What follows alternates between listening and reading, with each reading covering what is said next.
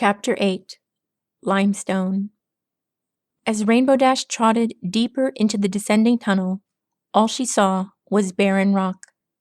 The polished stone was painted in the red glare of her glowing pendant. As she tilted her head left and right, the swath of crimson light bobbed with her. She proceeded slowly, her gait slow and cautious, for what had to have been several minutes in the heart of the hillside.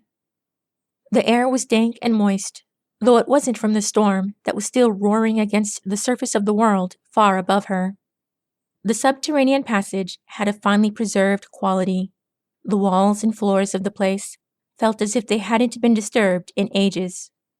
The deeper Rainbow went, the more shocked she was to find herself breathing normally. She was still getting plenty of oxygen. If she didn't know better, she'd imagined that she had been breathing just as easily in the open air. Rainbow had assumed that this was a natural cave. As she glanced left and right, she saw no etches or finely carved grooves or insignias or any other signs of intelligent design. However, the tunnel was so smooth and perfect in its descent that she couldn't help but assume that something had willfully dredged it. She imagined that perhaps this chamber she had stumbled upon was built in ages long gone by. Maybe weather and time had eroded the material to its present smoothness, but Rainbow Dash wasn't about to pretend that she was an expert in such an area. She merely trotted forward and explored.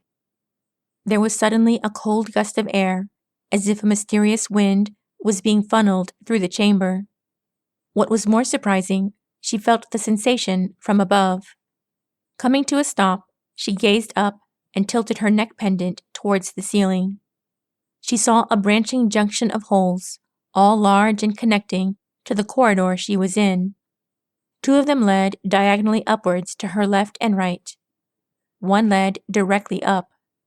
She gazed into the hole in the ceiling and immediately flinched. Two things had stabbed her eyes, a dot of bright light and a drop of icy cold water.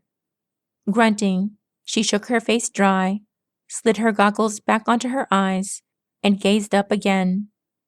With her face protected, she allowed a tiny trickle of water to splatter across her lenses just long enough to focus on the light source. She surmised that the vertical tunnel led to the very top of the hill. There, it broke through the surface, and rainwater was trickling straight down and onto her. She smirked at the discovery.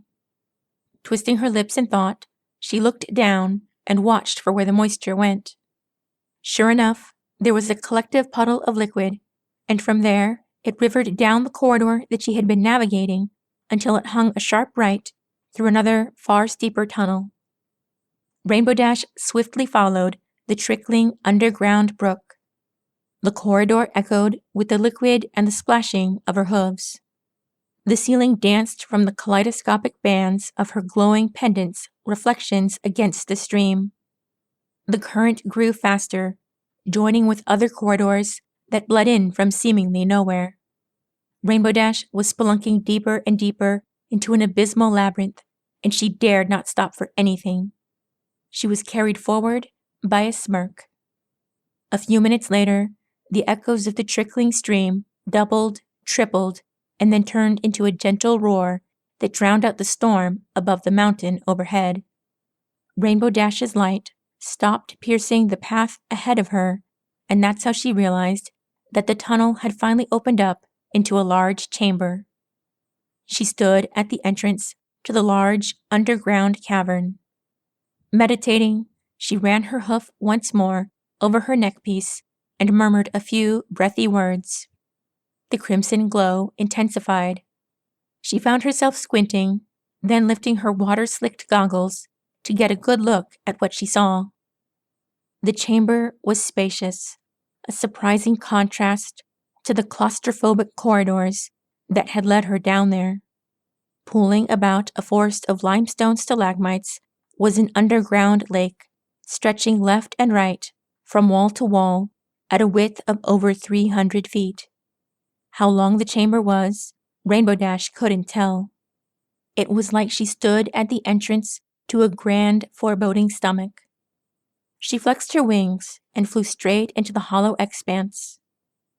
Rainbow Dash glanced down as she coasted over the cavernous lake. She was greeted with the sight of her pendant's bulbous crimson reflection. The water was murky and covered with a thick layer of slime. The closer she glided over the lake, however, she could have sworn she spotted something oddly pale. So, finding a fairly blunt stalagmite jutting a mere 6 feet out of the pool's surface, she touched down and perched on the pointed limestone. Positioned in the middle of the large pool, she leaned over and peered hard into the lake. The glow of her pendant was glinting across the slime, making it hard to see through. She swiftly thought of a crude solution. Sucking all the saliva into the back of her mouth, Rainbow Dash jerked her face forward and spat hard into the lake. The slimy surface of the waters parted ways, rippled, and recoalesced. However, she had successfully afforded herself the glance she needed, and she saw what turned out to be many pale spheres resting just inches below the top of the pond.